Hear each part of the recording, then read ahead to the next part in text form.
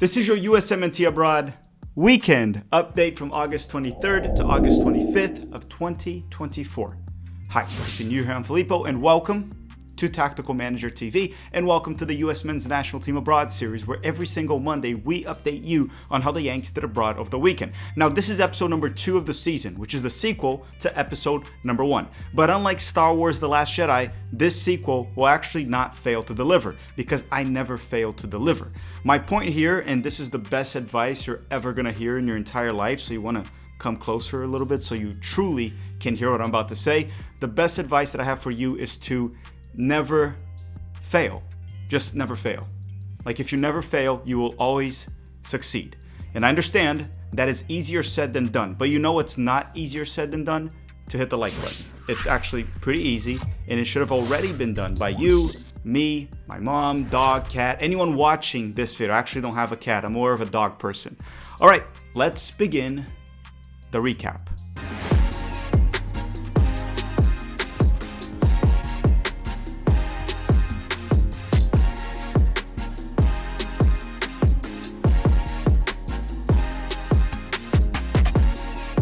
As always, we start with the top 5 leagues in Europe, the first one being the English Premier League. And I would have talked about Matt Turner first, but I don't have any updates on his transfer situation. He will not play for Nottingham Forest anymore. They do not want him. They don't even want to put him on the bench. That's how bad it is. And the transfer window of most European leagues will close this upcoming weekend, which means we will likely get a solution to Matt Turner's transfer saga. And if he doesn't find a new club, then he probably won't play at all until at least January of 2025. So let's skip on Matt Turner. I'll update you guys next Monday if he gets a move or not. And let's talk about Chris Richards from Crystal Palace. And on Saturday, Chris Richards started and played 82 minutes for Crystal Palace during their 2-0 loss to West Ham. Richards wasn't directly involved in any of the goals they conceded, just to make that clear. But let's also just say that he wasn't really good. He wasn't good in this game and the first game for Crystal Palace as well. For this one specifically, he was subbed out late in the game because they were down 2-0 and seeking a comeback.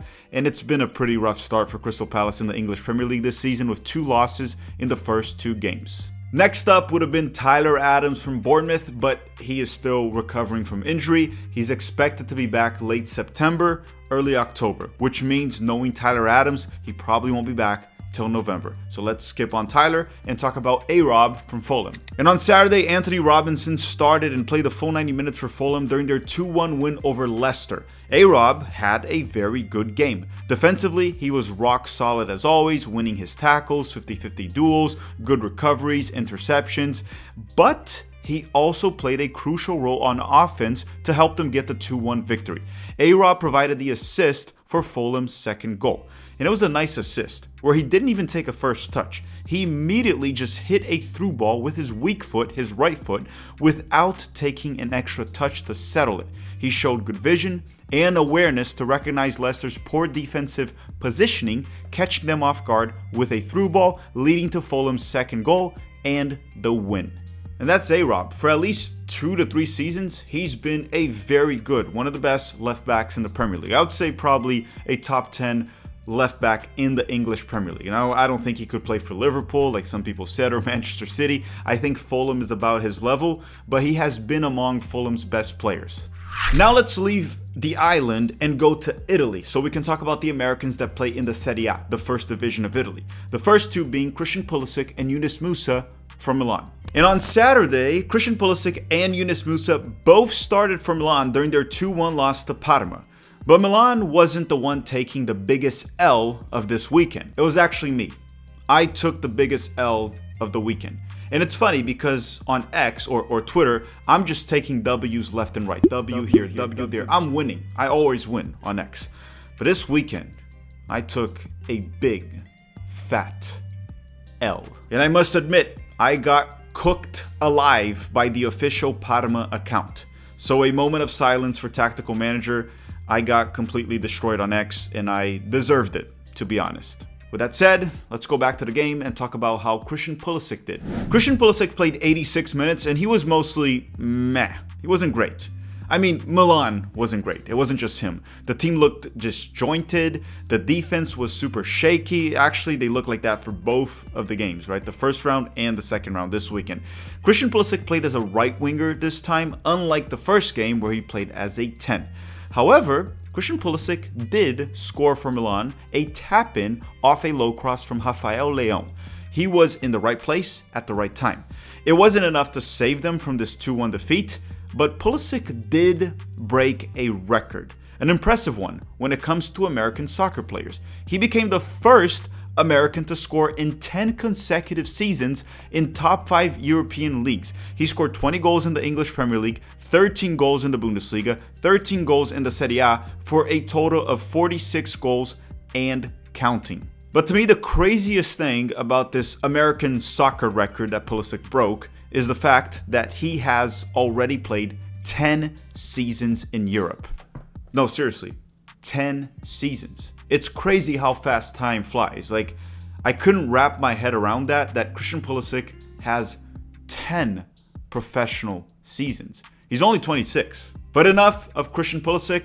Let's go through Yunus Musa's performance. So Yunus Musa was awarded after playing very well and getting an assist last weekend. The reward was an opportunity this weekend as a starter, but he was subbed out around minute 67 and his performance was pretty mediocre. That's all I have to say about that.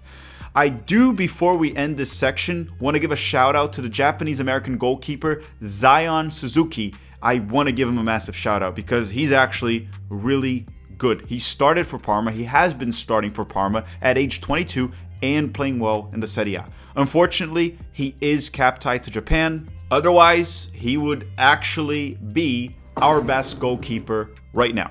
With that said, let's go to the next two players in the Serie A, and their names are Timothy Weah and Weston McKennie from Juventus.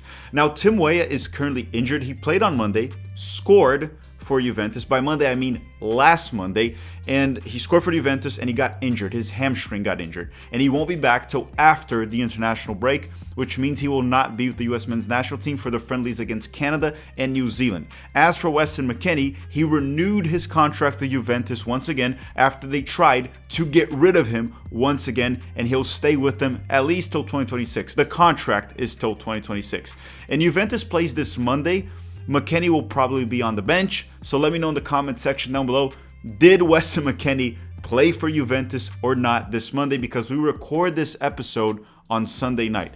And don't forget to drop a like if you haven't already. Last but not least, in Italy, we have the Venezia boys, Gianluca Busio and Tenor Tessman, even though Tenor Tessman is no longer a Venezia boy. So Gianluca Busio is still injured and not available for Venezia, while Tenor Tessman, he is moving to France. Olympique Lyon will pay 6 million euros for Tenor Tessman and he will move there. I like this move actually. It's a good move in theory. He'll play in a top 5 league with a team that will be ball dominant most of the time rather than just defend for their lives like Venezia would in the Serie A. And Lyon currently needs a midfielder, which means Tenor Tessman could be a starter. Let's see how it plays out, but what I do want to say is good luck to Tenor Tessman. We'll be rooting for him and covering him here every single weekend. And now, before we continue and talk about the Americans that play in Germany, a quick word from the sponsor of this video, Underdog Fantasy. Underdog Fantasy is a fun game to play prior to any soccer match or basketball, football as well. You know, it just adds an extra excitement to the game. And this summer, I will be playing Underdog Fantasy during the Copa America and Euros. You can download the app by using the link in the description of this video and use the promo code TMTV. Yes, please, don't forget to use the code. And let me tell you why. Sign up with the code TMTV to claim your special pick plus a first-time deposit offer up to $250 in bonus cash. The game I mainly play is called Pick'em. I just click on it, scroll to the soccer section, and pick a player for the specific match and select the stats that I believe will be lower or higher. It's very easy to play, but be smart about it because it's not that easy to win. I'll also be playing some Underdog Fantasy during some match live streams during the Copa America and Olympics, posting my picks on X and Instagram, so you must stay tuned for that as well. And once again, I'm a professional hater, so usually I pick anything that will have me rooting for the downfall of that player. With that said, once again, thank you Underdog Fantasy for sponsoring the channel. The link to play is in the description of this video, and the promo code once again is TMTV. Thank you, Underdog Fantasy. Okay, we are back, and now we're going to talk about the Americans that play in Germany in the Bundesliga. The first one being Gio Reyna from Borussia Dortmund. He finally played. And on Saturday, Gio Reyna started off the bench and was subbed in the 81st minute for Borussia Dortmund during their 2-0 win over Eintracht Frankfurt. And understand that he didn't really go into this game during garbage time. It was only 10 minutes that he played, but Dortmund did only have a 1-0 lead when Gio Reyna was subbed in, and they scored the second goal during added time with Gio Reyna on the field. He looked fine, he looked like he belongs, nothing special, it wasn't a crazy good performance, but he held his own and just proved once again that he is a Bundesliga level player, as he always does. Hopefully those minutes go up. I'm not overly optimistic about Gio Reyna staying with Borussia Dortmund, but it does look like he's going to stay. Unless he gets a move in the next 7 days or so, but I don't think that'll happen. And hopefully those minutes go up. I don't want Gio playing 5 to 10 minutes a game. He needs to start a few and get at least 30 minutes off the bench and show what he can do. Regardless, let's go to the next American that plays in the Bundesliga, and his name is Joe Scally, and he plays for Borussia Mönchengladbach. And on Friday, Joe Scally started as a right back and played the full 90 minutes for Gladbach during their 3-2 loss to Leverkusen. And look, I didn't think Joe Scally played well, and I'll leave it at that. But he did play against Bayer Leverkusen. They're a really good team, they're tough to play against, and they probably sold their souls. I mean, what other explanation is out there for the amount of goals that they keep scoring after the 90th minute in the last 12 months? It just doesn't make sense. I think it's over 20 by now. They did it again. In this game against Joe Scally and Borussia Mönchengladbach, they beat them 3-2, scoring at the 101st minute. This team cut a deal with the devil, and eventually it will come back to bite them. There's 100% no explanation to this. What do they have, like 20 or 21 goals in the past 12 months after the 90th minute? I have never seen this in my life. Next up would have been Kevin Paredes from Wolfsburg, but he's currently dealing with an ankle injury and was not available this weekend. So we're going to skip Kevin Paredes and talk about Leonard Maloney from Heidenheim. And on Sunday, Leonard Maloney started and played the full 90 minutes for Heidenheim during their 2-0 win over St. Pauli. He is one of the players that I think Mauricio Pochettino is very likely to give a shot with the US men's national team, or to the very least, a roster call-up. He can play in a double pivot midfield, and he can run a lot, and Pochettino loves runners. Sure, you need technical ability and all that, but I do see Pochettino calling in Leonard Maloney, and he will probably get a shot at the US men's national team within the next 3 months or so. Last but not least, it would have been Pefok, but we're not going to cover Pefok every weekend. I'm sorry, I will cover him from time to time when he scores or does something. During this weekend, he didn't score, so we're going to skip Pefok. And now we're going to go to the Americans that play in Spain. The first one being Luca de la Torre from Celta de Vigo, and once again, he is on their transfer block. They want to get rid of Luca de la Torre. He's probably going to get a move within the next 7 days. As of now, I have no updates for you, and obviously he didn't play for them over the weekend. After Luca de la Torre, it would have been Johnny Cardoso from Real Betis, but he stayed on the bench the full 90 minutes for them this weekend. Actually, Johnny hasn't started for Betis in both of their first 2 La Liga matches. William Carvalho and Marc Roca have been starting over him, which is a bit weird, but he did start for them during the midweek in the Europa Conference League match. Is the coach doing some type of rotation? I don't know. We'll find out within the next few weeks, but as of now, Johnny has not started for Real Betis in the first 2 La Liga games. I think that'll change based on what I heard, but I'm just giving you the information of what actually happened. Next up, we have the Americans that play in France. And since I am the Frenchiest Frenchman you'll ever meet on YouTube, I'm going to teach you how to properly pronounce their league. And to pronounce Ligue, you have to pretend like you have marbles stuck up your throat, and then you just say Ligue, and that's how you pronounce the French league in French. And if you want to thank me in French for this free lesson, you can just say gracias. That's how you say thank you in French. So the first player we're going to talk about is Floating Balogun for Monaco. And on Saturday, floating Balogun stayed on the bench the full 90 minutes for Monaco during their 2-0 win over Lyon. He was benched, rightfully so. He was very poor last weekend. Hopefully we see a bounce back, but he's been pretty bad for Monaco for the past 12 months. And I'm a big Balogun defender, but I can't blame the coach for benching him. He's been poor for the entire last season with them, and he was really bad in the opening game, even though they won. They won both games, which is good. Next up, we have Caleb Wiley, the 19-year-old left back that could be a potential backup to ARob in the US men's national team, playing for Strasbourg, also in France. And on Sunday, Caleb Wiley started once again for Strasbourg and played 80 minutes for them during their 3-1 win over Reims. I didn't watch this game, but I will make sure to scout Caleb Wiley during other weekends and give you my take. Regardless, he is starting in France at age 19, which is not bad. It's really not bad.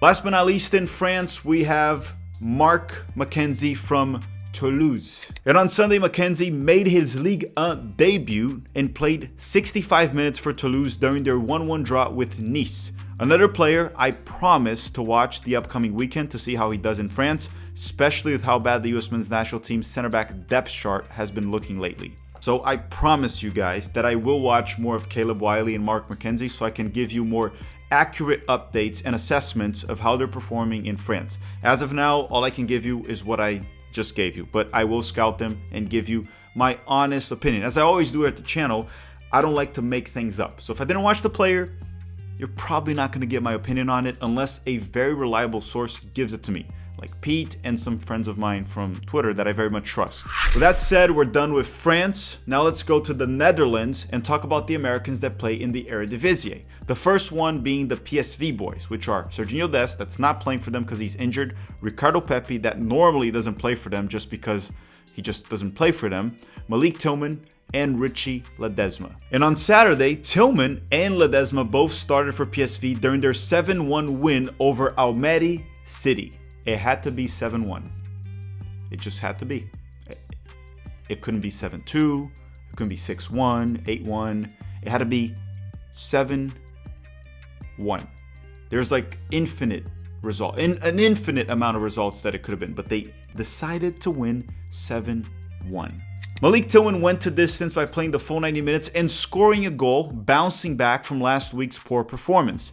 As for Richie Ledesma, he also started, played 88 minutes as a right back, and then he was replaced by a 17-year-old American right back, Michael Bressett. And no, let's hold the Ledesma as a right back USMNT takes back for a little bit. He only played against weak opponents and he has gotten exposed on defense quite a bit. So no, Ledesma's a right back for the US men's national team. As of now, it's a no-no.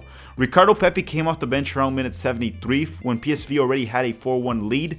Very similar to last season when he got a lot of garbage minutes. And he did score their 7th goal of this match though, so at least he delivered for whatever that's worth.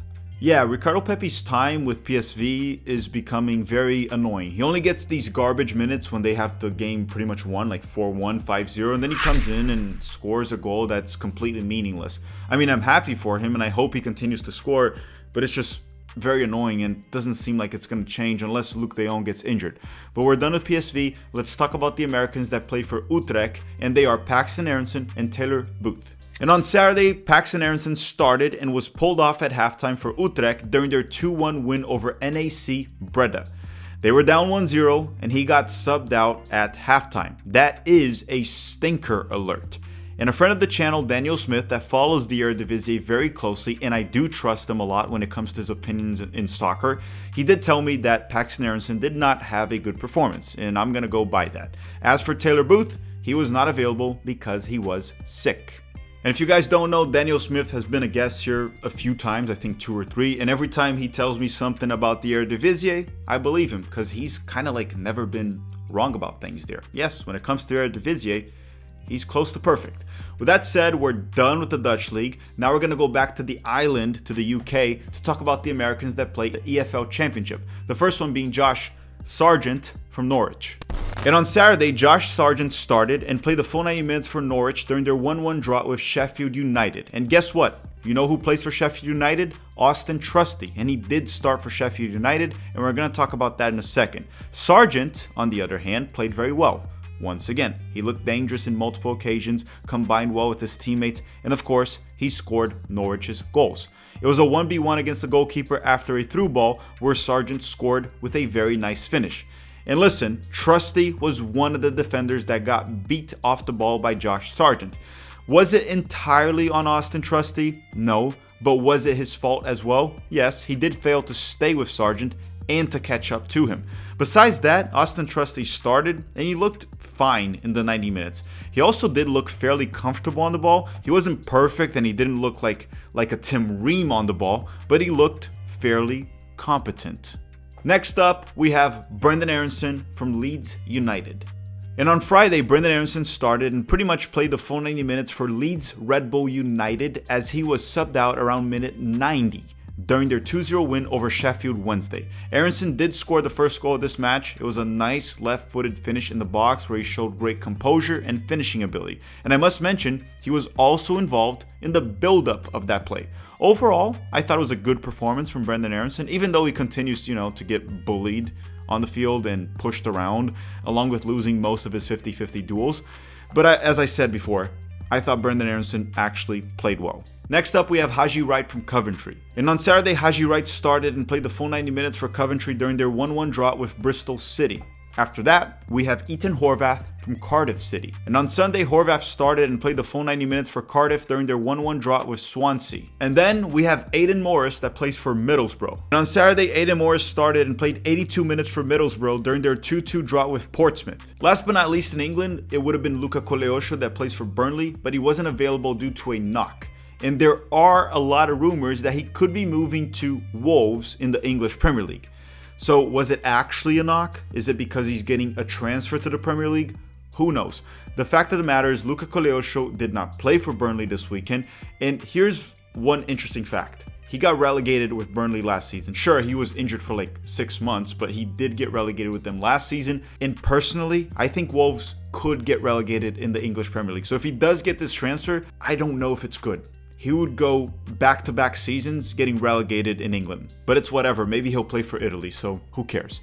Next up, we have another American that also plays in the UK, but he actually plays in Scotland. His name is Cameron Carter-Vickers, and he plays for Celtic. And on Sunday, Carter-Vickers started and played the full 90 minutes for Celtic during their 3-0 win over St Mirren in the Scottish Premiership. Last but not least, it would have been the Americans that play in Mexico in Liga MX, but I'm not going to cover them every single weekend because they're not really in the US men's national team picture right now. None of them should get called in. Maybe a young guy here and there in the future, Fidel Barajas, who knows, or Brendan Vasquez for a Camp Cupcake, something like that. And they also didn't really do anything meaningful this weekend. Brendan Vasquez scored, but outside of that, Kate Cow, Fidel Barajas, and they didn't really do anything. So for this weekend, I am going to skip on the Liga MX players. And if you're angry about that, you can curse me out in the comment section. I don't mind, that's fine. But don't forget to drop a like while you're doing it to support the channel. Or don't, because I can't force you. Realistically, I can't force you. Alright everyone, thank you very much for watching. Don't forget to drop a like before you go. And also thank you everyone that's been joining our Patreon. If you want to join our Patreon, the link is in the description of this video. And now I want to thank you all very much for watching and have a great day.